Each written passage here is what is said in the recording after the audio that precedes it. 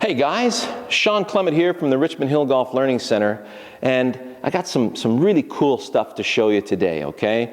I know this is a very technical video, and all you biomechanics experts out there, you know, don't worry about the terms. I'm going to use layman's terms today so everybody can understand this, but it's really important to bridge the gap. And we're talking about wrists right now, because many are under the impression that the left wrist should be flat at the top of the backswing, all right? Meaning that the back of the hand, the wrist, and the forearm are linear, because at the moment of impact, that's what everybody sees. With the advent of the video era, we've noticed impact positions, right? Or positions throughout the swing. And then how we started teaching the game of golf is we had everybody try to get physically into these positions in a static manner instead of a dynamic manner, okay? So when I take my position at address, I want everything hanging from the shoulders, right? And we're trying to have a position where the wrists are easily going to be able to hinge. In the Grip 2 wrist hinge video, that is bang on, by the way. And I know a lot of you have commented to the fact that you see a lot of pros at the top of the swing having flat left wrists. And because we've seen this impact position of a flat left wrist, we think that at the top of the swing, it should be in that flat position as well. This is a manipulated position, and it's actually more of it's a weaker position to be in. But we're talking about the top athletes in the world here, and they can manage a golf swing around, you know, minute positions like this. And as you can, you know, Tiger Woods has that flat left wrist. Hogan had a little cupped left wrist at the top. Many people thought that was his secret. And I'm here to debunk that. So we're going to go from a hinged wrist position at the top of the swing, and we're going to see how naturally it happens that these wrists get into this position at impact, with the shaft leaning forward, the left wrist flat, and the right wrist in that cupped position. So it happens through centrifugal force.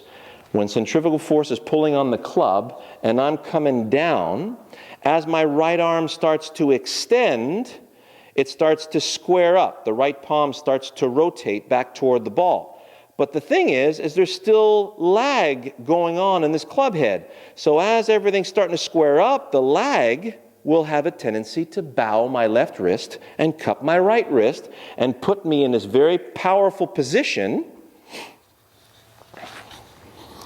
where I can compress through the back of that golf ball. That's the position you will typically see Tiger Woods in at the moment of impact. And even in a recent article, Tiger says he's trying to take the back of his hand and compress the back of his hand towards his target for his ball striking.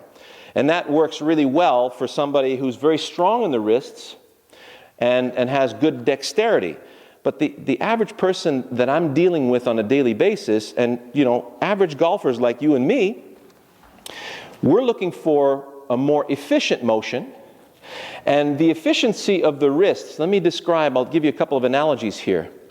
If I have a huge fishing pole and I want to cast my lure toward the ocean, so I want both wrists to hinge, and all of you know, most of you know how to cast a fishing pole. It's a hinge that resembles very much like a football throw, all right?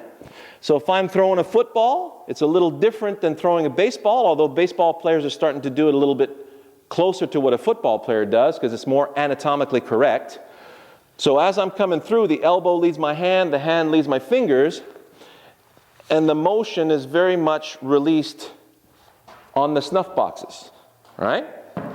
So it's the same thing with the golf club. As I'm coming in, it's very much like throwing a football underhand. So if you want a good practice drill, you know, get a wall. Actually, there's a special football on the market that has a square edge here that you can throw against the wall and catch it back. And you can practice your golf release throwing this football this way. So it's very much the same motion. Elbow leads my hand, hand leads my fingers, and the release is through here. And as we've recently discovered, Now, at the Richmond Hill Country Club, which is the same ownership here, we have an awesome tennis teacher. His name is Richard Hernandez, and he showed me the full serve, technically how it works, and it is exactly like the release of a golf swing. Okay, go to Pete Sampras Pronation Serve on YouTube. Search that, and there's a beautiful picture of Pete Sampras, and you'll see him as he's coming in. The elbow leads the hand, and what happens is it looks like he's splitting the air with the racket, and at the last moment, pronates. And you get this huge burst of speed here, and then after, it releases this way, okay? Exactly like the release of the golf swing. So here I am, I'm coming down. See how the club is like the same position as the tennis racket, and as the club comes in, everything pronates and then releases down the line. So look at the club face now. The club face is releasing on plane on the other side here. You see how my right hand has released over. And that will cause the left hand to release under. So you notice, and this goes to show, that everything you see in my DVD, everything you see in my videos is very much along these lines. It's not something you need to think about, but it should help put more clarity into what we're trying to do here as far as teaching golf, okay? Most of you who try to keep that left wrist flat at the top will not have enough wrist hinge. Therefore, if you're not hinging the wrists enough, it's like casting a fishing pole like this. There's going to be a lot of shoving action going on in your swing, and you won't get that effortless, powerful whip that we're looking for, okay? So we're looking for full hinge and full release through that target, okay?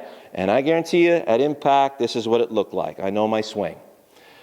So I hope that helped debunk a few things. If you have any questions, please feel free to ask. I know that we'll have a lot of fun with the comments on this one. See you later.